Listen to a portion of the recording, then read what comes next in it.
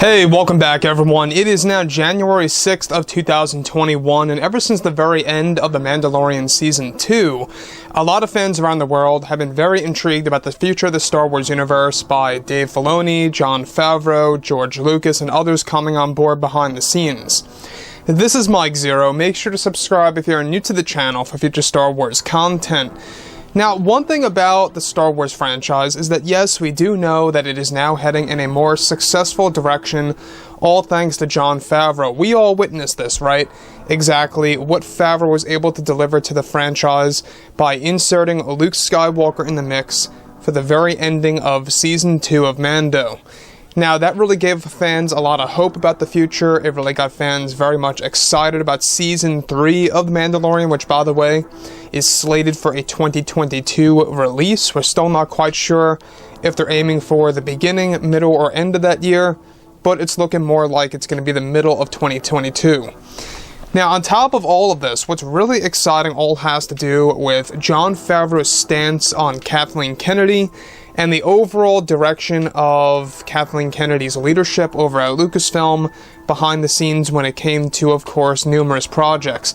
Now, one thing that I have to say before we actually move on is that Jon Favreau, you know, he's a passionate fan and a passionate creator, and that's exactly why The Mandalorian was so successful to the franchise, right? So successful for the Star Wars fandom to enjoy around the entire globe. Now, with that being said, of course, alright, with The Mandalorian Season 2 now over and Season 3 currently being worked on by Jon Favreau and Filoni, it's described that Disney is looking forward, of course, to the new Star Wars projects to arrive in the near future, where it's noted, however, that in a recent interview with Jon Favreau, he went on to reveal and unveil more to do with Lucasfilm's Kathleen Kennedy. At one point in time, Jon Favreau stated that Kathleen Kennedy originally wanted to move away from George Lucas's vision for The Mandalorian Season 1, and wanted nothing to do with his tone of Star Wars, if you will, being put into place for the Star Wars series. Favreau continues, of course, saying that Kennedy feared that this would actually cost the value of the show and lower the quality, and that it was Dave Filoni who convinced Kennedy otherwise, which in turn took a lot of convincing for her to accept this approach to the show. Favreau actually continues to state that Kathleen Kennedy wanted to actually insert numerous co-writers for the Mandalorian series, since she actually did not trust in him, alright, in his vision for them actually treating of the Mandalorian and the overall franchise, and that she wanted co-writers to take care of it more so. Now, this all fell in line with, of course, how she believed that Favreau would actually steer away from her vision of the overall franchise. Favreau states that Kathleen Kennedy had spoken with George Lucas about the Mandalorian series and wanted him to stay away from the project, and Lucas decided to do just that under Kathleen Kennedy's orders, but Favreau made it clear that he wanted him involved with Season 2 for the return of fan-favorite characters to be done correctly in Season 2 of Mando. Now, let me just stop right here for a second before we move on. Now, everything related to the Mandalorian series. One thing about Kathleen Kennedy that is true is that obviously she doesn't know what she's doing with the franchise. She doesn't like George Lucas. I think that's pretty much clear at this point. I don't know about you guys, but to me, that's exactly how it comes off as, that she does not like George Lucas. She did everything in her power to kind of just stay away from Lucas and really not use his material that a lot of the fans grew up with, be it Legends or not. But she was the one directly responsible, let's not forget, for the sequel trilogy movies being a big failure in many different aspects. Look at what happened with The Rise of Skywalker, right? Which was supposed to be the biggest historic moment in Star Wars, the biggest release of all, ended up just being average, or maybe even below average to some fans out there. You know, given that it did not meet the box office expectations that they were actually projecting, and it didn't even meet the box office results that they got for The Last Jedi. It actually made less than The Last Jedi, and there's a reason behind that, is because Episode 9 got far less repeat viewings. Now, everything about Favreau, excellent writer, excellent producer, you know, excellent actor. And about him being an actor, I do suggest that you guys go ahead and check out his cameos in The Sopranos TV show. He's an amazing actor in that show. He's in it a little bit here and there.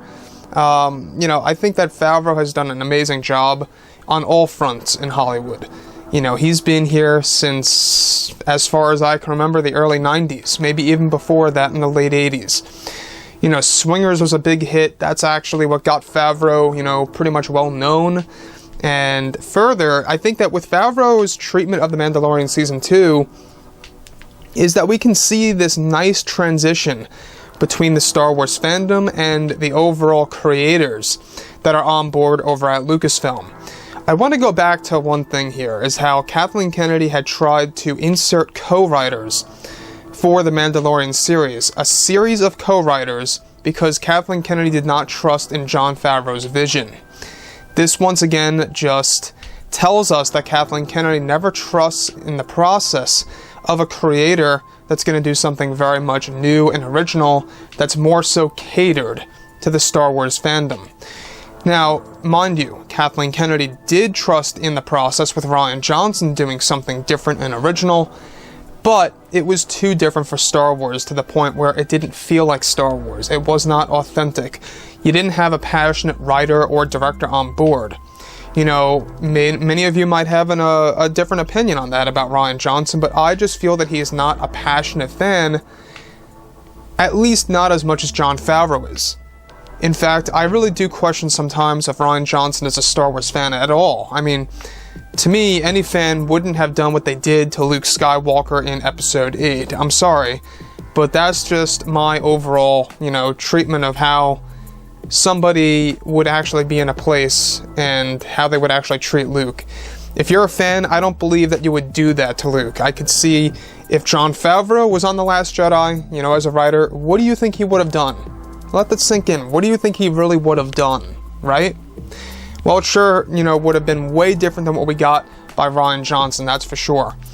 So, the other thing that I do want to actually tap into, let's move ahead here, is that Dave Filoni and Jon Favreau. I gotta thank Dave Filoni because, you know, as Favreau revealed, Filoni was the one who convinced Kathleen Kennedy to really kind of just step away and just trust in the process by Favreau and not really bring in all these different co-writers because it would just make it a big mess. And that's true. If you have too many writers, then it kind of comes off as a little odd. And I think that is exactly why The Rise of Skywalker felt off a bit at times. You had Chris Terrio and J.J. Abrams writing the movie. You know, George Lucas was also a part in the beginning before the reshoots and the rewrites took place. That's exactly why the whole, you know, entirety of the Act 1 of Episode 9 was so, you know, just convoluted and fast-paced and just all over the place. It was just very unorganized, in my opinion, the first act of the movie. So, with that being said, of course, Jon Favreau, he's looking to really give the fans something to look forward to. That's a given. You know, he's working on Rangers, he's working on Mando Season 3 and 4, Book of Boba Fett. He's also working on the Ahsoka Tano series with Dave Filoni. I mean, this guy is dedicating his life to Star Wars. This guy is really doing everything he can to save the Star Wars franchise and to please the Star Wars fandom. That right there tells us that we are in good hands. Regardless of what happens with the High Republic, regardless of what happens with the Acolyte, everything else seems to be right on track to be a very positive and successful route for Star Wars, and I believe that's exactly where we will be in just a couple of years from now, where we're going to be in a situation where we're going to look back at the dark times and look at what happened with the sequels and just laugh it off. You know, I think that obviously Star Wars will recover. It's just going to take a bit of time. It's going to take a good process for that to happen, but it will get there. There's no doubt about it. That Favreau and Filoni, as I like to call it, the Favloni universe, has, you know, cheesy as that may sound to some people, but the Favloni universe is going to really kick things off for the Star Wars franchise, without a doubt. So, yeah, I mean, like I've said before in the past, you know, Favreau knows what he's doing. I think he's going to do an excellent job. So, yeah, guys, you know, drop a comment below. Let me know about all of this in the comments, and if you guys did enjoy the content for today, do make sure to drop a thumbs up on this video to support the channel. I thank you all so very much for the kind support, and I'll catch you guys next time.